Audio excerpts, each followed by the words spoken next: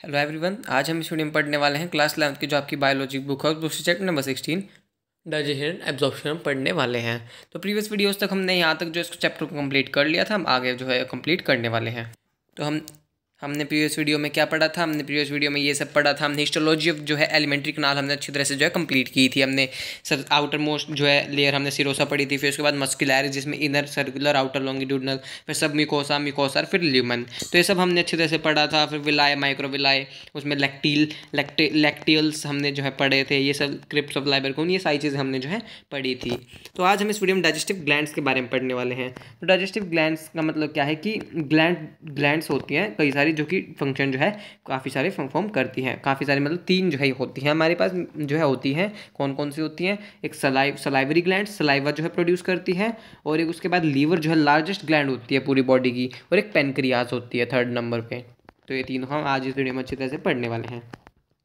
The digestive glands associated with the alimentary canal include the salivary glands, liver and the pancreas। तो क्या क्या होती है digestive glands में? एलिमेंट्री कैनाल में कौन कौन सी डाइजेस्टिव ग्लैंड्स होती हैं? सलाइवरी ग्लैंड्स हो गई, लीवर एंड पेनक्रियाज हो गई। सबसे पहले हम सलाइवरी ग्लैंड्स की बात करते हैं। सलाइवा जो कि सलाइवा प्रोड्यूस करती है।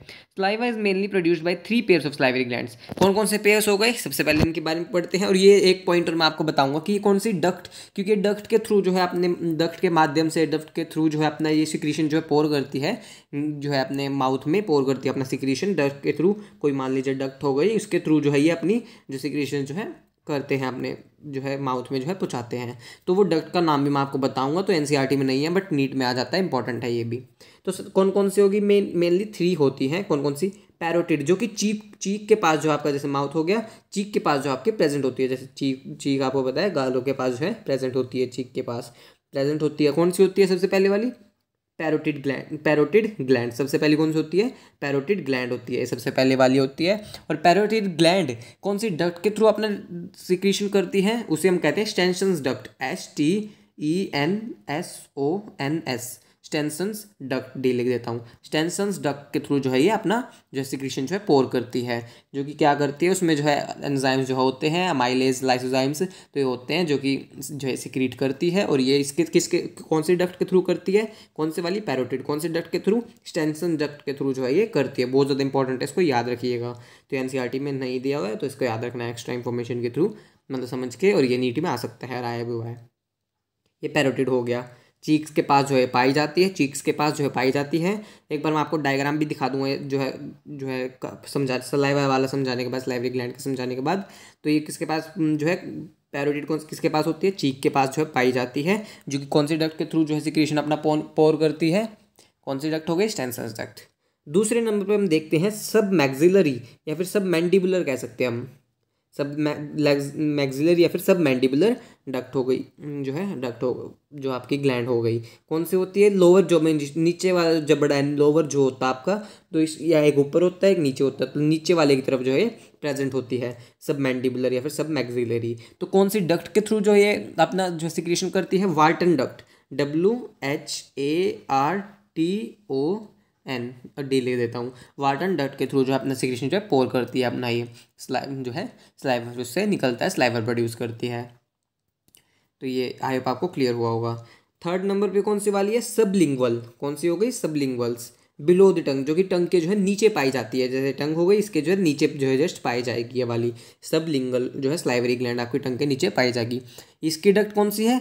रिवाइनस या फिर बार्थोलिन्स डक्ट आप लिख सकते हैं। रिवाइनस, RIVINOUS, रिवाइनस, या फिर इसको मैं इरेज कर रहा हूँ, तो रिवाइनस, या फिर हम लिख सकते हैं बार्थोलिन्स, BARTHOLINS। तो इसका यही सेम जो है नाम है, आप कुछ भी कह सकते हैं। रिवाइनस, आर लिख देता हूँ, रिवाइनस कह सकते हैं, फिर बार्थोलिन्स डक्ट आप जो है कह सकते हैं। कौन से वाली? ये वाली आपकी सबलिंगुअल वाली, जो इसके थ्रू जो है ये कौन से डक्ट के थ्रू रिलीज करती है अपना सिक्रीशन? कौन से डक्ट के थ्रू पोर करती है अपना सिक्रीशन? जो कि एक म्यूकस टाइप का जो है सलाइवा जो है प्रोड्यूस करती है। डक्ट कौन सी होगी? रिवाइनस या फिर Bartholin duct.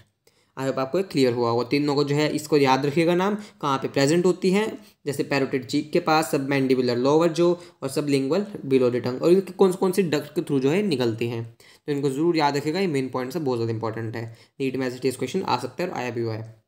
These glands situated just below the buccal cavity secrete salivary juice into the buccal cavity. ये ग्लैंड्स, यहाँ पे एक पॉइंट है, बहुत ज़्यादा इंपॉर्टेंट है पॉइंट, कि ये जो आपकी जो ग्लैंड्स हैं, ये वाली, ये सारी ग्लैंड्स है जो कहाँ पे पाई जाती है, outside the buccal cavity.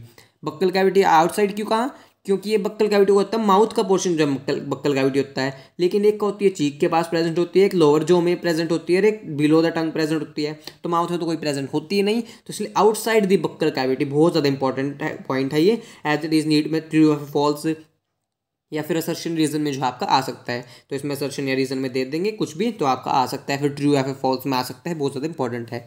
Outside the buccal cavity जो है प्रेजेंट होती है ये सारी, ये जो है सलाइवरी ग्लैंड्स, जो ये क्या करती हैं, secrete the salivary juice into the buccal cavity. Salivary juice को मतलब जो है सिक्रीट करती है, जो कि सलाइवा प्रोड्यूस करता है, आपके मुंह में राल होती है, उसे जो है सलाइवा कहते हैं। तो सलाइवरी जूस जो है बक्कल कैविटी में प्रोड्यूस करती है।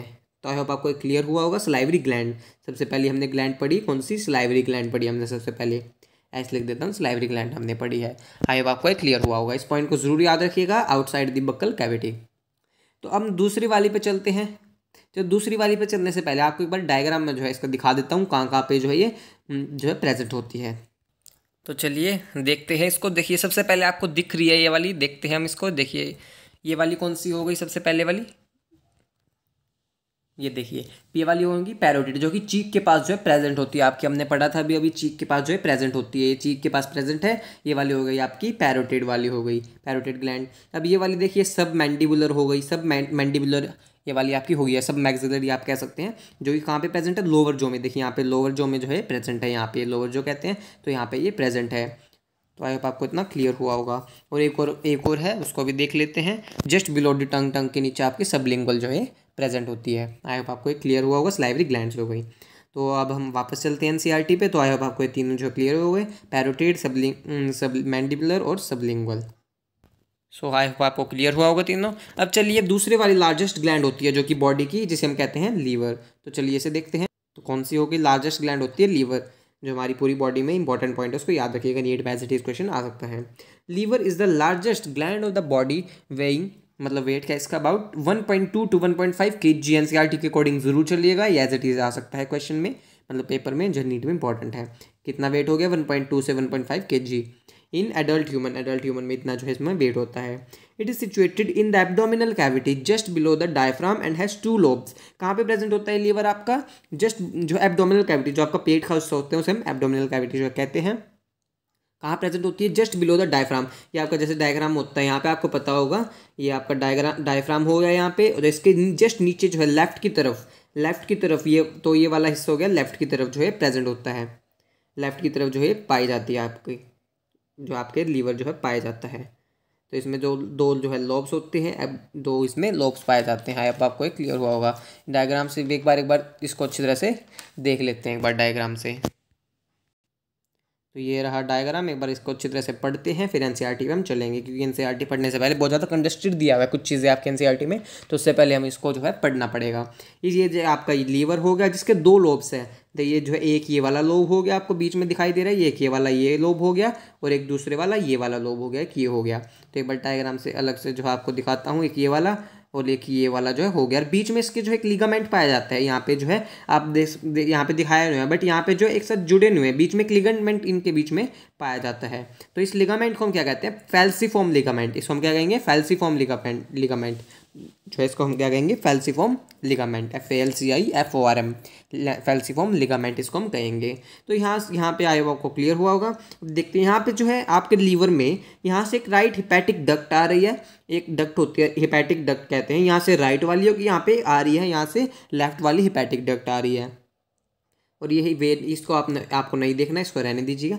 ये राइट हिपैटिक डक्ट है और आपकी लेफ्ट हिपैटिक डक्ट हो गई, जो कि आगे क्या बनाती है, कॉमन हिपैटिक डक्ट जो है ये बनाती है। आगे दोनों जो भी मिल जाती हैं क्या बनाती है, कॉमन हिपैटिक डक्ट बनाती हैं। ये आपका गॉल ब्लैडर हो गया, जो कि लीवर के जस्ट नीचे ही जो है प्रेजेंट होता है, जो कि बाइल जूस को स्टोर करने में हेल्प क्या करता है, स्टोर करता है बाइल जूस को। और यहाँ से जो है डक्ट निकल रही है, जो ये वाली डक्ट कॉमन बाइल डक्ट हो गई, और जो ये सिस्टिक डक्ट कहते हैं हम, जहाँ से ये वाली डक्ट निकल रही है गॉल ब्लैडर की डक्ट, इसे हम कहते हैं सिस्टिक डक्ट। गॉल ब्लैडर की डक्ट क्या हो गई? Cystic duct. ये रही, ये डायग्राम दिखाई हुई है। और ये दोनों राइट हिपैटिक और लेफ्ट हिपैटिक डक्ट मिलके क्या बन गई? Common hepatic duct. और जब कॉमन हिपैटिक डक्ट मिलेंगे आपस में और सिस्टिक डक्ट, तो क्या बना, एक जो है एक और डक्ट बनाएंगी, जिसे हम नाम क्या कहेंगे? चलिए एनसीईआरटी पे चलते हैं। चलिए वो क्या बनाएंगी फिर? कॉमन बाइल डक्ट बनाएंगी। अब एक बार एनसीईआरटी को पढ़ लेते हैं, और यहाँ पे एक जो है एक और काफ़ी सारी टर्म्स हैं, तो इसको भी एक बार पढ़ लेते हैं। तो एक बार थोड़ा यहाँ पे ले लेते हैं। अब देखते हैं, ये हमने पढ़ लिया। एब्डोमिनल कैविटी में होती है जस्ट बिलो द डायग्राम से जो है जस्ट नीचे होती है। 2 लोब्स होते हैं, मैंने आपको बताया। एक लोब्स को यहाँ पे डायग्राम अच्छी तरह से जो है नहीं बना, बट आप जो है ध्यान रखिएगा। यहाँ पे एक बीच में फैल्सिफॉर्म लिगामेंट पाया जाता है, और ये जो है 2 लोब्स होते हैं लीवर के 2 लोब्स होते हैं, एक लेफ्ट और एक राइट, मतलब दोनों जो है लोब्स होते हैं। The hepatic lobules are the structural and functional unit of livers containing hepatic cells arranged in, किसमें अरेंज होते हैं? Arrange in the form of cords. तो कोड्स की फॉर्म में जो है अरेंज होते हैं। तो क्या होती है हिपैटिक लोब्यूल्स? ये जो स्ट्रक्चर एंड फंक्शन यूनिट होती है लीवर की, जो कि छोटी छोटी यूनिट से बनकर मिला होता है। जैसे एक लोब्यूल हो गया, ऐसे वाला ऐसे होते हैं, ये एक लोब्यूल हो गया, आपस में ये दूसरा लोब्यूल हो गया, ये इस तरह से बने होते हैं। आप ये अगला लोब्यूल हो गया, ये उससे अगला लोब्यूल हो गया। ये पूरी जो है एक स्ट्रक्चरल एंड फंक्शन यूनिट जो है बनाता है लीवर की, हिपैटिक लोब्यूल्स जिसे हम कहते हैं। तो इसको डायग्राम से भी अच्छी तरह से समझते हैं। एक बार डायग्राम पे जो है चलते हैं इसके। तो ये देखिए, इसका ये डायग्राम है, तो देखते हैं इस पे डायग्राम पे क्या क्या हमें इसमें इंफॉर्मेशन मिल रही है। तो यहाँ पे जो है पोर्टल ट्राइड जो है यहाँ पे बाहर आपके जो है ऐसे ऐसे पाए जाते हैं। देखिए ये जो आपका ये क्या हो गया? हिपैटिक लोब्यूल हो गया। एक हिपैटिक लोब्यूल की हम बात कर रहे हैं, ऐसे काफ़ी सारे जो है पाए जाते हैं लीवर में। ये बाहर के होते हैं पोर्टल ट्राइड्स होते हैं। और यहाँ पे इस बीच में सेंट्रल वेन होती है, और ये हिपैटोसाइट्स हो गए। तो इनका भी नाम ये जो है याद रखिएगा। तो एक बार देख लेते हैं इसको। तो एक बार ये अच्छी तरह से इसको देख लीजिए डायग्राम को। तो देखते हैं आगे एनसीईआरटी के अकॉर्डिंग क्या लिखा हुआ है एनसीईआरटी में। ईच लोब्यूल, अब ये हिपैटिक लोब्यूल्स क्या हो गए? Structure and function unit of liver हो गई। एक जो है हिपैटिक लोब्यूल ऐसे जो है एक बार डायग्राम से जो है बता देता हूँ। तो ये एक हिपैटिक लोब्यूल हो गया, जैसे हिपैटिक लोब्यूल हो गई structure and function unit of life. और यहाँ पे बीच में पाई जाती है सेंट्रल वेन हो गई। और यहाँ से कुछ जो आपको जो है यहाँ से निकलते हुए दिखाई दे रही है। यहाँ पे इन्हें हम क्या कहेंगे? एक बार डायग्राम बना लेते हैं। यहाँ पे ये वाली, यहाँ पे बीच में कुछ जो है आपके पाए जाएंगे सेल्स, और यहाँ पे क्या होती है? ये सेल्स पाए जाएंगे। इसे हम कहेंगे HV लिख देता हूँ, हिपैटिक वेन कहेंगे। और ये क्या होते हैं? आपके बीच में जो है यहाँ पे सेल्स पाए जाएंगे। यहाँ पे जो आपके बीच मैंने ये वाला बनाया है, तो यहाँ पे क्या पाए जाएंगे? जैसे ये वाला हो गया ऐसे, यहाँ पे जो ऐसे जो है स्ट्रक्चर्स जो है पाए जाएंगे, इनके बीच में जो है ऐसे सेल्स पाए जाएंगे, जिसे हम क्या कहेंगे? जैसे हम कहेंगे हिपैटोसाइट्स। इन्हें हम कहेंगे, H लिख देता हूँ, हिपैटोसाइट्स कहेंगे। जो कि क्या करते हैं? रेडियली जो है अरेंज्ड होती हैं, और ये बाइल जूस को जो है रिलीज करती हैं। क्या करती है? बाइल जूस को जो है सिंथेसिस करती हैं, वही जो है बनाती है। कौन बनाती है? हिपैटोसाइट्स। तो ये कुछ सेल्स हो गए इनके बीच में, जिन्हें हम कहते हैं हिपैटोसाइट्स, और यही क्या बनाती है? बाइल जूस बनाती है। आई होप आपको ये क्लियर हुआ होगा। तो ये देख लेते हैं, यही क्या बनाती है? बाइल जूस बनाती हैं। तो यहाँ पे जो है यहाँ पे हिपैटोसाइट्स ये कुछ सेल्स हो गए, जिन्हें हिपैटोसाइट्स कहते हैं, H लिख देता हूँ। और ये बाइल जूस जो है बाइल जूस का प्रोडक्शन करता है, मेन आपको यही रखता है। और आपको बीच में देखिए स्पेस दिखाई दे रहा है, यहाँ पे भी। तो यहाँ पे स्पेस दिखाई दे रहा है, इसे हम क्या कहेंगे? साइनोसॉइड्स। सीनोसॉइड्स कहते हैं हम इसे, ऐसे लिख देता हूँ, सीनोसॉइड्स, SINUSOIDS, सीनोसॉइड्स कहेंगे। अब आपको क्लियर हुआ होगा। अब एनसीईआरटी पढ़ते हैं। एवरी लोब्यूल, हाईलाइटर ले लेते हैं। Every lobule is covered by a thin connective tissue called Glisson's capsule. और ये जो आपके लोब्यूल है, हिपैटिक लोब्यूल है, ये बाहर जो है कवर रहता है, जो है किससे? थिन मस्कुलर, जो किससे कवर रहता है? कि जो आपके ग्लिसन्स कैप्सूल से जो है कवर रहता है। थिन कनेक्टिव टिश्यू जो है होता है, क्या होता है? Thin connective tissue. यहाँ पे जो है थिन कनेक्टिव टिश्यू से यहाँ पे बाहर जो है कवर रहता है, इस तरह से लेयर जो इसकी रहती है, इस तरह से जो है कवर रहता है, जिसे हम क्या कहेंगे? Glisson's capsule. जिसे हम क्या कहेंगे? Glisson's capsule. इससे जो है कवर रहता है। Each lobule is covered by thin connective tissue. Thin connective tissue से कवर रहता है, थिन कनेक्टिव टिश्यू की शीट से, मतलब इस तरह से ऊपर जो है लेयर इसकी पाई जाती है, जिसे हम क्या कहेंगे? Glisson's capsule. The bile is secreted by hepatic cells, passes through the hepatic ducts and store and concentrated in a thick muscular sac called the gall bladder. और ये जो आपको बाइल है वो सिक्रेट कौन करता है? हिपैटोसाइट्स। हिपैटिक सेल्स हो गए, हिपैटोसाइट जो है बाइल जो है रिलीज़ करते हैं, जो कि हेपेटिक डक्ट्स के थ्रू होकर जाता है और कहाँ पे स्टोर होता है, थिन मस्कुलर सैक में, जिसे हम कहते हैं गॉल ब्लैडर। तो आई होप आपको एक क्लियर हुआ होगा। गॉल ब्लैडर जिसे हम कहते हैं, जहाँ पे क्या होता है, बाइल का जो है स्टोरेज, मतलब बाइल जूस वहीं पे जो है स्टोर होता है। तो देखते हैं आगे। The duct of gall bladder, duct of gall bladder जिसे हम सिस्टिक डक्ट कहते हैं, along with the hepatic duct from the liver. जो लीवर से हिपैटिक डक्ट आ रही है, जैसे दो डक्ट हो गई, जो लीवर से जो हिपैटिक डक्ट आ रही है, और जो बाइल की जो सिस्टिक डक्ट हो गई यहाँ से बाइल की, तो एक कॉमन बाइल डक्ट जो है बना देंगे, जैसे हम क्या कहेंगे, जो कि ये जैसे ये दो हो गई लीवर से आ रही हैं हिपैटिक डक्ट्स, ये लेफ्ट हो गई, ये राइट वाली, ये वाली राइट हो गई, ये वाली लेफ्ट हो गई, ये वाली राइट और ये लेफ्ट और राइट जो है हिपैटिक डक्ट आ रही हैं, जो कि कॉमन जो है किससे मर्ज हो जाती है, फिर वो सिस्टिक डक्ट से। सिस्टिक डक्ट यहाँ से आ रही है, तो एक जो है कॉमन जो है बाइल डक्ट बना लेते हैं, जिसका नाम हम कहते हैं ductus choledochus. Ductus choledochus, DUCTUS, ductus choledochus, CHOLEDOCUS, ductus choledochus इसको हम कहते हैं। यहाँ पे आप लिख सकते हैं forms a common bile duct, जिसका हम नाम जो है कहते हैं, जिसको हम कहते हैं डक्टस कॉलिडोकस। आगे देखते हैं। The bile duct and the pancreatic duct open together into the duodenum. अभी आपकी जो बाइल डक्ट है, ये जो है यहाँ पे बनी bile duct, common bile duct बनी, जिसे हम डक्टस कॉलिडोकस जो है कहते हैं। ये जो बाइल डक्ट और पेनक्रियाटिक डक्ट हो गई, जो आपकी bile duct, pancreatic duct, pancreas से जो है डक्ट निकलती है pancreatic duct, open together into the duodenum as the duodenum हमने पार्ट पढ़ा था, स्मॉल जो है स्मॉल इंटेस्टाइन का सी शेप पार्ट, ऐसे वाला, जो कि स्टमक से होकर जो है आता है। As the common hepatopancreatic duct which is guarded by sphincter called sphincter of Oddi. तो एक बार इस डायग्राम में जो है चलते हैं, एनसीईआरटी में जो आपका दिया हुआ है। तो यहाँ से जो है हमने पढ़ा कॉमन बाइल डक्ट बन गई, यहाँ पे देखिए डक्ट फ्रॉम लीवर से डक्ट आ रही है, और ये जो गॉल ब्लैडर से, जिसे हम सिस्टिक डक्ट कहते हैं, और ये कॉमन बाइल डक्ट उसने जो आपस में जुड़ के जो है इनने दोनों ने जो है जुड़ के, सिस्टिक डक्ट ने और डक्ट फ्रॉम लीवर ने जुड़ के कॉमन बाइल डक्ट बना लिया, जिसे हम क्या कहेंगे डक्टस कॉलिडोकस। इसके बाद क्या हुआ कि जो है कॉमन हिपैटिक डक्ट हो गई, ये हमने देख लिया। पेनक्रियाज की जो है पेनक्रियाटिक डक्ट हो गई पेनक्रियाज से, और यहाँ पे जो है स्फिंक्टर पाया जाता है, जिससे कि जो है एंजाइम्स वगैरह जो भी यहाँ से रिलीज होते हैं, जो भी जूस, इंटेस्टिनल जूस जो है यहाँ पे पेनक्रियाटिक जूस रिलीज होता है यहाँ से ड्यूडेनम में, तो वो जो है इसकी एक ओपनिंग की वजह से होता है। यहाँ पे क्या होता है, स्फिंक्टर ऑफ ओडाई, स्फिंक्टर पाया जाता है, जिसे हम कहते हैं स्फिंक्टर ऑफ ओडाई कहते हैं। और ये हो गई हिपैटोपेनक्रियाटिक डक्ट। आई होप आपको क्लियर हुआ होगा। तो ये देखते हैं एनसीईआरटी में एक बार।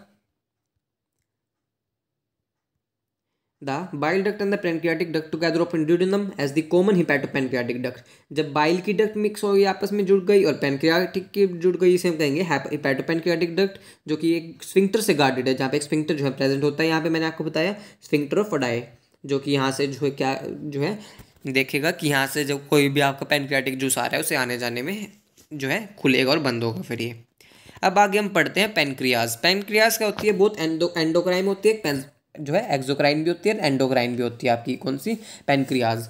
एक पेनक्रियाज में जो है पी लिख देता हूँ यहाँ पे, ये जो पेनक्रियाज हो गए, इसके दो मतलब दोनों जो है ये होती हैं, पेनक्रियाज का होती है एंडोक्राइन भी होती है और एक्सोक्राइन भी होती है, मिक्स होती है दोनों का, जिसे हम कहते हैं हेटेरोक्राइन, जो कि दोनों का मिक्स होती है, जो कि पेनक्रियाज होती है। जिसमें एंडोक्राइन क्या होता है, जो कि डक्टलेस होती है, जो कि डक्ट के थ्रू जो अपनी सिक्रीशन नहीं करती है। हमने पढ़ा था स्लाइवरी ग्लैंड्स में, सारी जो तीनों जो होती हैं स्लाइवरी ग्लैंड्स डक्ट के थ्रू जो है सिक्रीशन करती हैं, तो वो कौन सी हो गई, वो हो गई एक्सोक्राइन, EX लिख देता हूँ, एक्सोक्राइन, जो कि डक्ट के थ्रू जो अपना सिक्रीशन पोर करती है, अपना सिक्रीशन जो है भेजती है। लेकिन एंडोक्राइन वो होती हैं जो कि डक्ट के थ्रू जो है नहीं करती, डक्टलेस होती है, इनके पास डक्ट नहीं होती, डायरेक्टली जो है ब्लड में पोर कर देते हैं सिक्रीशन अपना।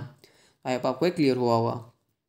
और इसकी जो एक्सोक्राइन की डक्ट होती, जो एक्सोक्राइन की जो डक्ट होती है उन्हें कहते हैं सेल्स ऑफ एसिनी। आगे इसके बारे में डिटेल में चैप्टर नंबर 22 में पढ़ेंगे, CINI एसिनी, सेल्स ऑफ एसिनी। और जो आपकी एंडोक्राइन की होती है उसे हम कहेंगे islets of Langerhans, ISLETS, islets of LANGERHANS, islets of Langerhans. आपको ये क्लियर हुआ होगा। और जो इसको एंडोक्राइन पोर्शन होता है वो सिर्फ कितना होता है, 1% जो है होता है, मतलब डक्टलेस जो पार्ट होता है, डक्ट के थ्रू नहीं करता, वो सिर्फ 1% होता है। और जो आपका एक्सोक्राइन पार्ट होता है वो जो है 99% जो है एक्सोक्राइन पार्ट होता है। और ये जो आपका एक्सोक्राइन पार्ट होता है वो जो है पेनक्रियाटिक जूस जो है रिलीज करता है। सारे जो हम पढ़ेंगे पेनक्रियाटिक जूस के जो है अलग अलग कौन कौन से एंजाइम्स जो है प्रेजेंट होते हैं, इन सारी चीज़ों के बारे में नेक्स्ट वीडियो में पढ़ेंगे। तो इसको जो है टेंशन मत लीजिएगा, सारी चीज़ें हम पढ़ेंगे। जैसे कार्बोहाइड्रेट के डाइजेशन के लिए पैनक्रियाटिक अमाइलेज होता है, प्रोटीन के लिए ट्रिप्सिनोजन, काइमोट्रिप्सिनोजन, प्रोकार्बोक्सीपेप्टाइडेज। ये नेक्स्ट वीडियो हम जो है पढ़ेंगे आगे, जो मैकेनिज्म पढ़ेंगे। तो इतना आपको हाई होप क्लियर हुआ होगा। और ये जो आपके जो आइलेट्स ऑफ लैंगरहैंस मैंने आपको बताया, डक्ट जो एंडोक्राइन ग्लैंड्स से होते हैं, डक्टलेस होती है आइलेट्स ऑफ लैंगरहैंस, उनके पास 3 टाइप के सेल्स होते हैं, अल्फा सेल्स, बीटा सेल्स और गामा सेल्स। इनके पास कौन सी होती है? Alpha, beta and gamma cells. जो अल्फा सेल्स होती है वो क्या करती हैं, ये आगे चैप्टर नंबर 22 में भी आएगा, बट ये एनसीईआरटी में जो इतना नहीं दिया हुआ है। अल्फा सेल्स जो आपकी हो गई, ये क्या करती है? अल्फा सेल्स जो है ग्लूकागन, जी लिख देता हूँ, ग्लूकागन जो है हार्मोन को जो है सिक्रीट करती हैं, ग्लूकागन को। और ग्लूकागन क्या करता है? ये ब्लड में जो है ग्लूकोज लेवल को जो है इंक्रीज़ कर देता है, ब्लड में जो ग्लूकोज लेवल को जो है इंक्रीज़ कर देता है। और जो आपकी बीटा सेल्स होती हैं वो क्या करती हैं? इंसुलिन सिक्रीट कर देती हैं, जो कि ब्लड में जो है ग्लूकोज का लेवल कम कर देती हैं। इंसुलिन जो है कम कर देती है ग्लूकोज का लेवल, और ये जो है ज़्यादा करती है ग्लूकागन, जो है ब्लड में जो है इसका लेवल जो है ज़्यादा कर देती है ग्लूकागन। आपको क्लियर हुआ होगा। ये तीनों हो गई। और अल्फा, बीटा और गामा सेल्स, गामा सेल्स क्या करती है? ये जो है सोमैटोस्टेनिन जो हार्मोन जो है रिलीज़ करती है, जो कि दोनों के फंक्शंस को जो है देखती है, इंसुलिन और ग्लूकागन के। आई होप आपको क्लियर हुआ होगा। ये पैंक्रियाज के बारे में सारी बातें, तो ये आपको क्लियर हुआ होगा। आगे हम जो इसको चैप्टर नंबर 22 में डिटेल में पढ़ेंगे। पैंक्रियाज पूरी एक जो है ग्लैंड जो आपकी दी हुई है, आगे पूरी डिटेल में हम पढ़ेंगे। अभी तो फिलहाल हमने जो है थोड़ा सा बहुत समझा है।